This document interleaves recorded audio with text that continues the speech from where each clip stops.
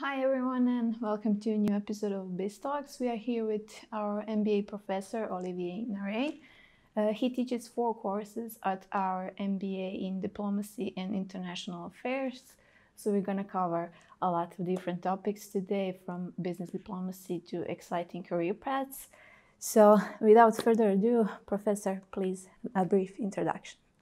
I'm Olivier Naray. I work in consultancy, corporate public affairs, and it includes also business diplomacy in the private sector, essentially. So for those who are not familiar with the concept of business diplomacy, can you tell us a bit about it, maybe some exciting examples from real life? Yes, so business diplomacy is, the first thing to understand is that it's being done by businesses, private for-profit businesses.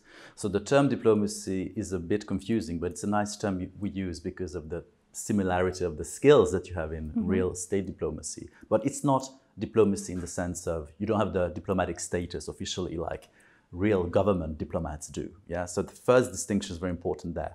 Now, concerning the activity itself, essentially it's managing your external stakeholders as a company in the longer term and in a positive way, which is, maybe a complement to lobbying or corporate public affairs that you might know of when you are more reactive and you want to influence governments and parliaments when a legislation is being formulated that doesn't help your business, for instance. Here, this is certainly included in business diplomacy, but we look at the longer term, and we also include other stakeholders, not just government or parliament. We include NGOs, we include, science and technology, we include the media.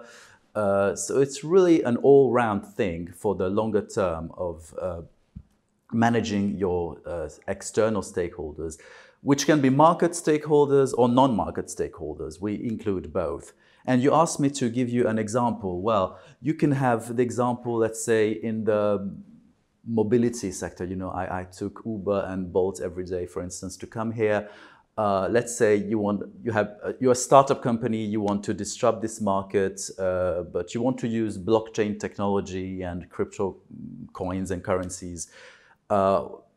This needs explanation, it needs awareness, it needs preparing the ground. So you could actually do a lot of business diplomacy to prepare your stakeholders for something that's new and not really understood. And very often, some controversy is involved. Okay, thank you. That's very interesting. You mentioned large corporations. You mentioned as an example Uber and Bolt. But can business diplomacy be useful for smaller businesses, maybe mid-level, something like that, in some way? Absolutely. And it's funny that we come back to those examples of Uber, Bolt, or even Airbnb. When these companies were small back then, when they started, it's known that they did not invest in business diplomacy or public relations or corporate public affairs and whatever label you use, but this idea of managing stakeholders. And they lost, it is known nowadays, they lost hundreds of millions because of that. So it's actually when you're small, growing, maybe in a disruptive industry, maybe it's something that's, is a little bit controversial, at least, you should invest and prepare the ground with business diplomacy. So I think that's actually very important. Of course, not everybody needs it. I'm not saying that the kiosk around the corner should do business diplomacy day in, day out, but still, if you're a small company with great ambitions, you want to grow, you definitely need it. Okay, so you would say business diplomacy is relevant for today's global economy. Yes. So can you expand maybe for someone who's looking into studying business diplomacy, how would you help your students bridge the gap between the theory of business diplomacy and some practical knowledge that's gonna wait for them in the real world?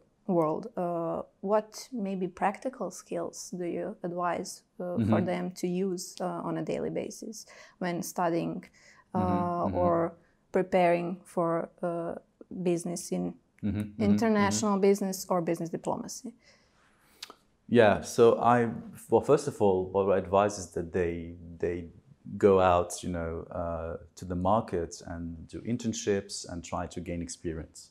That's the first thing. Of course, it's something you should do during your studies and try to do all the time, basically. Whether it's private or public sector or non-profit, doesn't matter. Just gain some experience. That's the first thing. But I guess I'm not the only one saying that.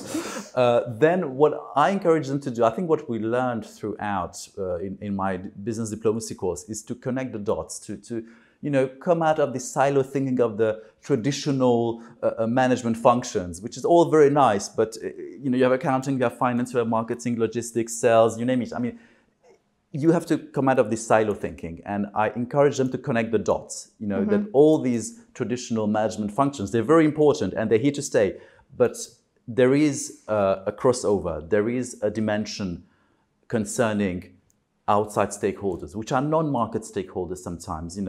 What does the NGO think about you, about your carbon emissions, and maybe a powerful human rights organization that doesn't like, I don't know, the latest activity you had in a foreign country. You have to look out for those things that are maybe not taught in the traditional management and business functions. So I encourage them to look further, think out of the box, and eventually connect the dots. Okay, so do you see business diplomacy as a valuable and growing career path for someone? And try to be objective. I know. Yeah, I mean, I see it. What I start the course with is I tell them actually the title business diplomat or business diplomacy. There's no or not many job ads saying, we're looking for a business diplomat. So actually the term as such doesn't exist, more of a concept that comes together. So yes, you can have a career that is very close in related functions that exist to the, like public relations on a higher level, corporate public affairs that we mentioned, stakeholder relations, stakeholder management, all these titles and jobs and roles do exist in larger corporations, and there you will be doing similar things we learn in the business diplomacy. Yeah, then it's just a question of labeling it, okay. Right? So that's one thing. You can have a career in a, let's say, in a more traditional defined role. Maybe give example. How did your career start? Yeah, I actually worked in diplomacy in an embassy, in a Swiss embassy for about a year. Then I worked in research. Then I worked for an international organization, which was really at the intersection of private and public sector, supporting SMEs in their exports and international marketing activities. So I did it from the intergovernmental, from the public side, and then I moved to the private sector. So I really at the intersection of private and public sectors. I think that's really what defines me. Yes, so thank you for the valuable information that you gave to us. So is there anything else that you want to say to maybe prospective students who want to work in international business or diplomacy? How can they prepare for a career in this field? Yeah, so beyond the defined role in a larger corporation, dealing with similar aspects as mentioned, in business diplomacy, I think business diplomacy is very relevant at the vice president level or at the CEO level of a company, whether it's very large or medium-sized, because this is where you have the cross-cutting aspect and the crossover between functions. And I think that the skills we learn are absolutely valuable, because you need to connect the dots, you need to speak languages, you need to understand your stakeholders, where they come from, their history, their culture. So I think that's something that's very relevant at that level.